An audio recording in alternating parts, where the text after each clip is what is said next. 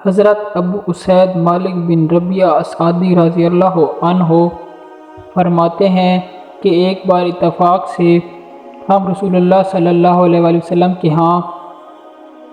بیٹھے ہوئے تھے کہ قبیلہ بنو سلمہ کا ایک آدمی آپ صلی اللہ علیہ وآلہ وسلم کے پاس آیا اور پوچھا، اے اللہ کے رسول صلی اللہ علیہ وآلہ وسلم، کیا میرے ماں باپ کے فوت ہو جانے کے بعد مجھ پر ان کا کوئی حق باقی ہے کہ ان کے ساتھ حسن سلوک کرتا رہوں؟ آپ صلی اللہ علیہ وآلہ وسلم نے فرمایا، ہاں، ان کے لیے دعا کرنا،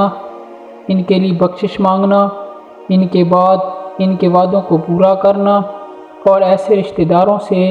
میل ملاپ رکھنا کہ ان کے بغیر ان سے ملاپ نہ ہو سکتا تھا، اور ان کے دوست کی عزت کرنا۔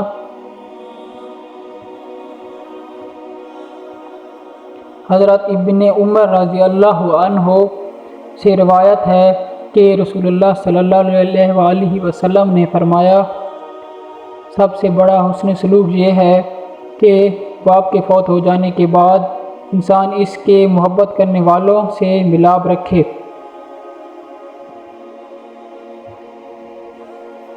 حضرت ابو سعید خدری رضی اللہ عنہ سے روایت ہے کہ رسول اللہ صلی اللہ علیہ وآلہ وسلم نے فرمایا،